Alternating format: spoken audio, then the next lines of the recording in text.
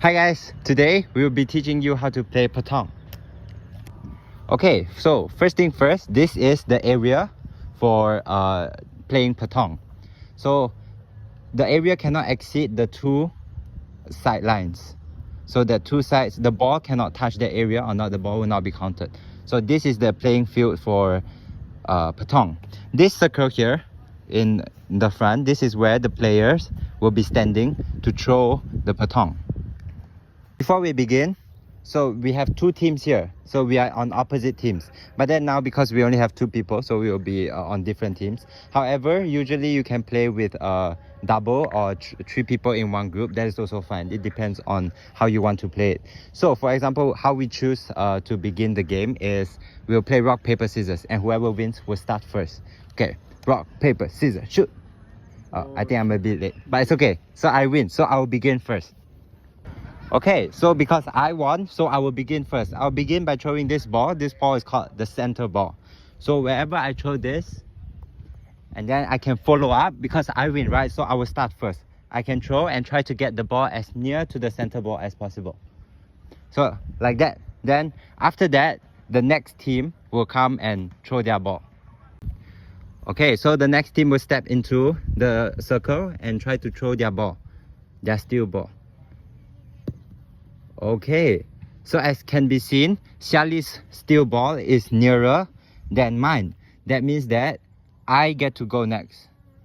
Okay, why do I get to go next? Is because Xiali's steel ball is nearer to the point, so he technically already got the point. So what I have to try to do is try to beat his point. I can beat his point by either okay, that was a big failure, but I can try to beat his point by hitting away his ball or trying to get closer to the ball as possible. So for example, I already threw my second ball, right? And I missed. So technically, Xiali is still the nearest to the center ball. So I will have to go again. But one team only has 3 steel balls. So I will go again. Oh, okay. So if it's like that, that means that Xiali won this round, because Xiali's ball is nearest and I do not have any steel ball anymore. So Xiali won this game. And then if we go to the scoring board here, so if Xiali is team A, Xiali gets 1 point. And then we'll play this, we'll continue the whole system again all the way until one team reaches 15 points. Okay, so this round technically Xiali already won, right? Because Xiali has the nearest to the center ball. However, Xiali still has 2 balls on his hands. So he can try to get as close to the center ball and gain more points for this round. Okay, Xiali, try.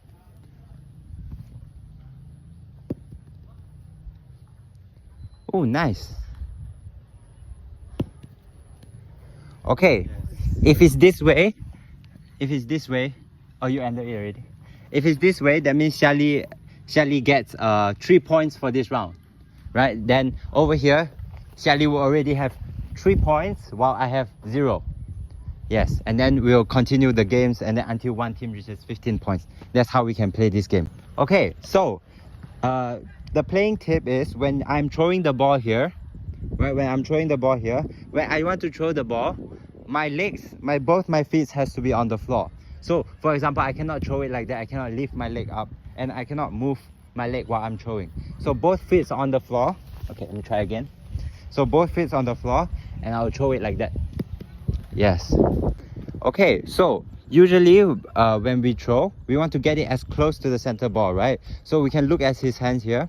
So we can throw it like this. This is so that we can control the ball to get it as close to the centerpiece as possible. Okay, let's just try.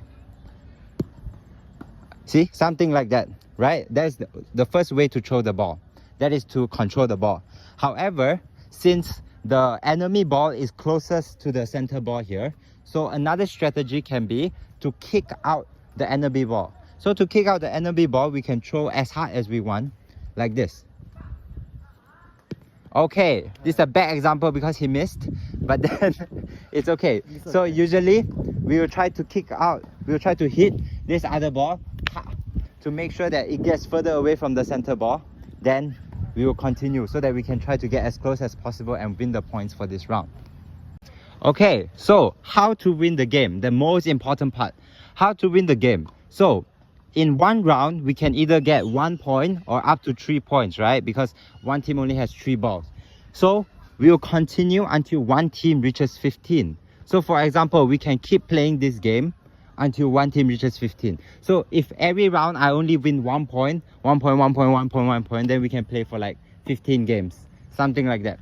So whatever it is, we will get all the way to the end. The first team to reach 15 wins the overall game.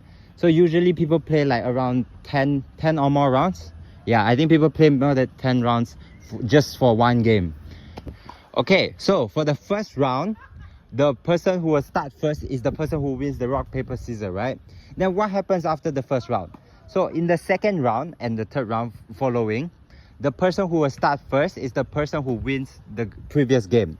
So for example, just now for round 1, Xiali won the game, right? So in round 2, Xiali will be the one who begins the ball. He will be the first one to play, and then I will follow up next. Like that, and then we will continue on and on until one team wins the game.